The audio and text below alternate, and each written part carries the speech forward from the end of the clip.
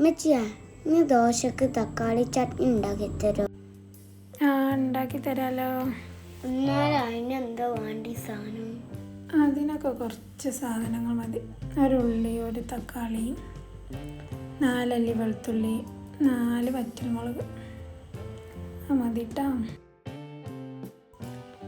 പിന്നെ ഉപ്പ്, വെളിച്ചെണ്ണ, കുറച്ച് മുളക് പൊടി അതൊക്കെ കൂടി വേണം.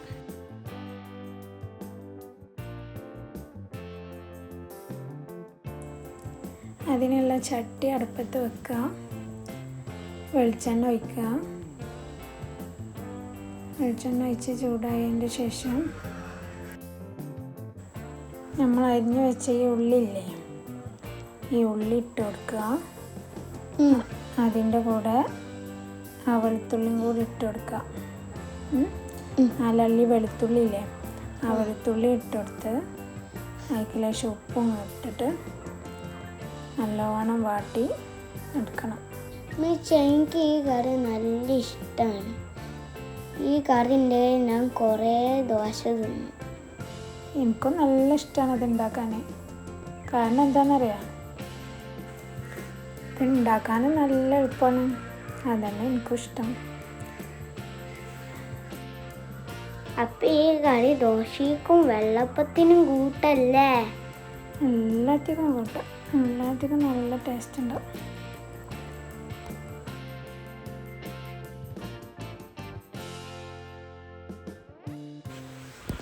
നമുക്ക് തക്കാളി ഇട്ട് കൊടുക്കല്ലേ. ഉള്ളി നല്ല വാടി വന്നത് കണ്ടില്ലേ?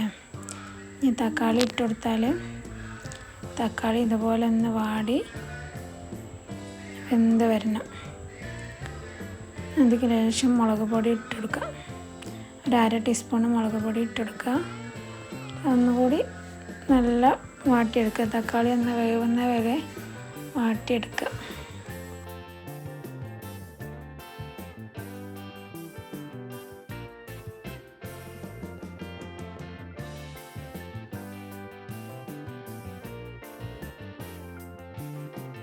ഇനിയിപ്പോൾ എന്താ ചെയ്യാല്?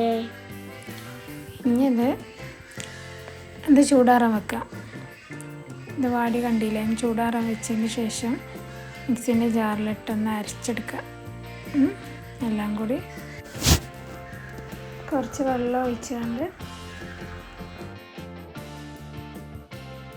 അപ്പോൾ കറി റെഡിയായാ? റെഡി ആയിട്ടില്ല. ഇനി ഈ വറ്റൽമുളക് എന്തിനാണ് വെച്ചതെന്ന് എനിക്കറിയോ? അറിയില്ല.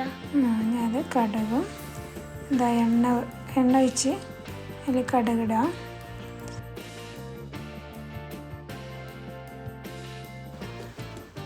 കൂടെ ഈ വറ്റൽമുളകും കൂടി ഇട്ട് കൊടുക്കുക. എന്നിട്ട് നമ്മൾ ഈ അരച്ച് വെച്ച പേസ്റ്റില്ലേ, അത് ഇതിലേക്ക് ഒഴിച്ചു കൊടുക്കുക. ഒന്ന് തിളപ്പിച്ചെടുത്താൽ ഇപ്പോൾ കറി റെഡിയാവും. എങ്ങനെയുണ്ട് കറി? സൂപ്പർ. കാണാനും നല്ല ഭംഗിയുണ്ട്, കൂട്ടാനും നല്ല ടേസ്റ്റും ഉണ്ട്. എന്നാലും ഈ കറി നല്ല ടേസ്റ്റ് ഉണ്ട്. സെറ്റ്. ഹലോ ഗൈസ്, മെച്ചുണ്ടാക്കിയ കറി നിങ്ങൾ ഫോളോ ചെയ്തോ.